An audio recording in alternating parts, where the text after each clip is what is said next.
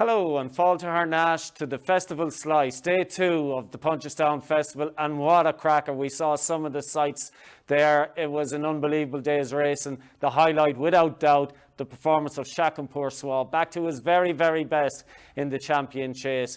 We also had the champion novice chase, which threw up an excellent result. There were some surprise results. Philip Rothwell went away a very happy man on the trip back to Wicklow with a double. But there is absolutely no doubt who the star of the show was.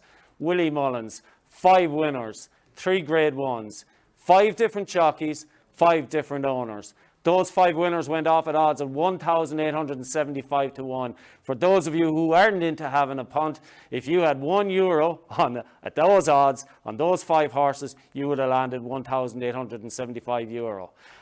The big question now, what everyone is asking, is can Willie Mullins go on and break his record, his festival record of 18 winners? Well, why don't you let us know? If you have a look here, you can talk to us on either of these 3 social media channels, be it Twitter, Facebook or Instagram. Let us know what you think about that or anything else. We want to keep in touch. And those eagle-eyed among you who might have been watching last night would have noticed a little piece we put up where the jockeys themselves are having a bit of crack and knocking a bit of slagging out of one another.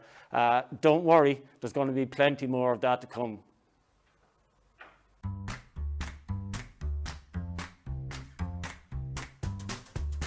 Very few friends in there. Harley Dunn. Brian Hayes. Keith Donoghue. Donna Weiler. Lisa. Adam Short. Mark Walsh. Probably Maxine O'Sullivan. Jodie. Colin Motherway. James Sullivan or Conor McNamara. All my best friends have retired.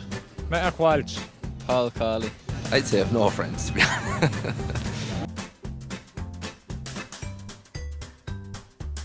Any lad that arrives upside at the last is definitely your enemy. Whoever's riding more winners than me. Anya O'Connorton's beat me a lot. Conor Maxwell. Danny Mullins. Johnny Moore. There's a few. JJ Slevin can get in the way at the start a lot. Quite a lot. Liz Lawler. James O'Sullivan or Conor McNamara. A few of them. Rachel Blackmore. Paul Townend. I'd like to think I don't have any yet anyway. I've none of them either, hopefully. Danny Mullins. Lisa O'Neill has her clothes fairly well folded inside her at the moment. Oh, Mark Walsh. Oh, Patrick Mullins. That's probably Mark Walsh. Danny Mullins. Danny Mullins. Donna Weiler. I'd say Mark Walsh is fairly tidy. No one really that's particular. I know Mr. Untied is Mikey Fogarty. Rachel Blackmore, Mrs. Messi. I wouldn't say any of us are too messy. Oh, Ian McCarthy. Danny Mullins. Oh, I'd say plenty of lads give out about me being messy. JJ Slevin. JJ Slevin. JJ. JJ Slevin. JJ Slevin. Duran Messi. Probably myself. Paul Townend. Mikey Fogarty. Brian Cooper likes looking at himself. Brian Cooper. Oh, Cooper. Brian Cooper. Oh, Brian Cooper. Cooper. Brian Cooper. Oh, Brian Cooper. Brian Cooper. Myself. Conor Mac loves himself too. Good bit of crack that was there from the jockeys, and you can just imagine the banter that's inside in the weigh room. There will be plenty more of that sort of content from us on the festival slice before the week is out. Now, this is the end of the season and there are lots of titles and championships up for grabs. Willie Mullins has already cemented the trainer's title, but there are certainly 2 races which will go all the way to the wire. First, the one that everyone is talking about, the Jockeys' Championship. Paul Townend got off the mark yesterday with Chacun Pour Soi. That brings him 1 more winner ahead of Rachel Blackmore. It's now 96-91, as you can see there on that graphic. They both have 2 fantastic books of rides for the rest of the week, and this is one that will go all the way down to the wire. And we should just mention, of course, Paul's baby sister Jodie, who cemented more or less the Lady Rider Championship yesterday. She's now 3 clear of Maxine O'Sullivan after her win. Now, one that's even closer than this is the amateur jockey's title. And again, have a look at this. These were deadlocked before racing yesterday, but Patrick Mullins got off to the best start with Echoes and Rain in the Grade 1 Novice Hurdle. That has him 46-45. But these two guys are going to be at it hammer and tongs all the way. Now, jockeys again, we didn't mention Danny Mullins. What a great win he had yesterday on Colreevy in what was an outstanding race, leaving Monkfish behind him, and unfortunately Envoy Allen wasn't able to pull out his best due to an injury. But Colreevy, the super mare, she's been covered by Walk in the Park. We probably will not see her race again if she is in full, but she was given a fantastic ride by Danny Mullins. And earlier in the day, Danny gave us a look at what his essentials are for going racing.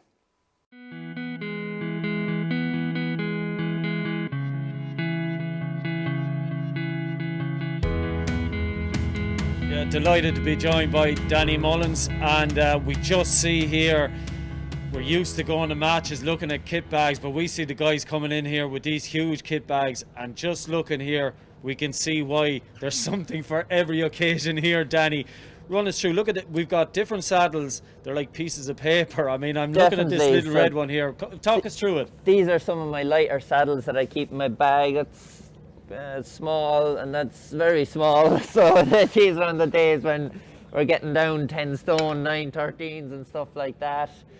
Then, yeah, I've got my heavy boots on me here now. Then I've got my medium light boots, ultra light boots. Getting in, see, these are my heavy breeches, so these are waterproof ones I've got on here. Got very light ones here, and then they're the mediums. Getting into the bag, you have like obviously long sleeve tops. Then I have, we'll say, a sleeveless top here. Then we have a necktie that would be on, so the necktie would probably match up with the light saddle when you're cutting it out. Danny, I was just going to ask you, you mentioned light variety, say difference between light boots, heavy boots, light saddle, heavy. Give me weights. What are we talking? Weights, so this little red one, probably with the girths and all on it, we got the light girths here, so that's probably about 1.2 pounds kitted out, and probably £1.5 for this one kitted out. Where these boots are maybe 2 pounds, where the light boots then themselves are about 0.8 of a pound. So it's just finding those extra pounds when you're doing light weights in the handicaps. And at that weight, of course, a half pound or a pound is huge. Yeah, definitely. It makes all the difference. And you know, like you got the necktie as well as probably, you know, quarter of a pound. You add that in, you maybe add a few half and quarter pounds here and there, and you're able to ride 2 or 3 pounds at a lighter weight. And we see obviously some of your safety equipment there then. That obviously ties into weight too, does it, or does it not? Yeah, so we've got, in the last couple of years, they've actually increased the level of safety on the back protectors. Now we have to ride with a level 2 back protector, which is a slight bit heavier. We got an extra half pound allowance at the scales for that, but it makes all the difference, you know, even taking falls, and it's a definite progression, and I suppose we need that in the game. Helmet as well. You know, I'd generally always get a new helmet every 6 months or that, so you just put your date on, new ones in, and then you have your goggles and that as well, so you want plenty of pairs for the mucky days. You're coming in, fire them down, get the next ones and go again.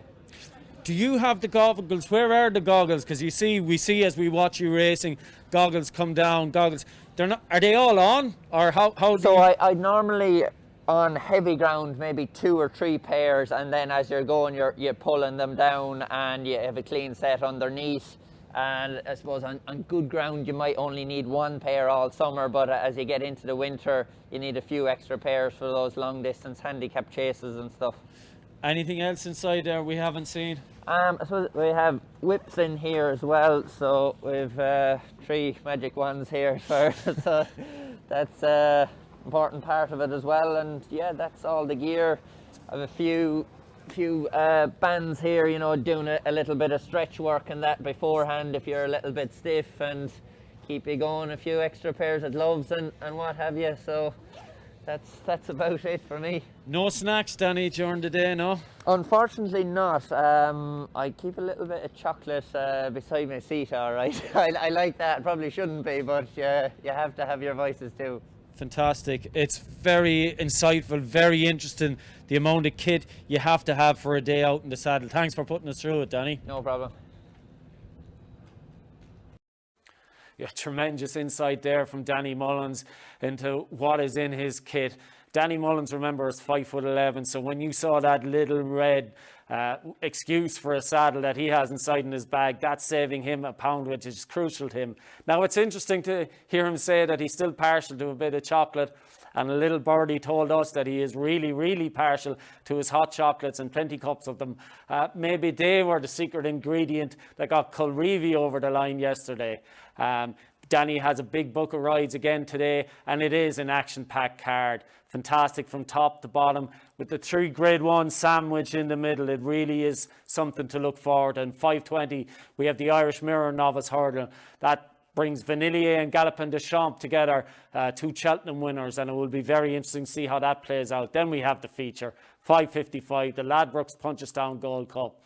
You have Album Photo going off as favourite, 2-time Gold Cup winner. Clanda's Obo coming off a big win in Cheltenham, and as well as that, or in Aintree, and then as well as that, Ken Boy, who's won this race before, and what was Ruby Walsh's last ever ride, and Mellon. So it really is something to look forward to. And if that wasn't enough, then you have the ITM Supporting Irish Store Sales Champion Bumper. That sees Sir Gerhard, the winner of the Champion Bumper in Cheltenham, renewing rivalries with Kilcruit, who was chasing him up the line, up the hill. And it is very interesting to see that Paddy Mullins is on board Sir Gerhard today. Now, part of the day, I guess, is we're trying to find a winner. Didn't work so well yesterday, but we go again, and always reminding you that it's only a bit of fun, a bit of crack, and you will undoubtedly have your own ideas. But I like the idea of Sir Gerhard as my nap today. I think he might even win by a little bit more than he did. I think this track will suit him, and it is really notable that Paddy Mullins is riding, given that his Granny Maureen bred Kilcruit. Next best for me is Heather Rocco in the 4:15. 5-2, Rachel Blackmore on board. She'll be working really hard, and it's always good to have a jockey that has a really big cause, and Heather or Rachel has a big cause. And finally, at each way chance, Manasanda at 6-1 in the bumper. Ran a really good race in Fairyhouse first time out for Tom Hamilton and Lorna Fowler, and I think could be one to follow. But of course, you can tell us your own ideas. Keep in touch with us. You may have very different ideas, and as you can see there are our social media channels. Keep in touch, Twitter, then we have Facebook and Instagram. We'll be there, we'll be keeping an eye out. And that's it for us today, lads. We'll be back again at the same time tomorrow.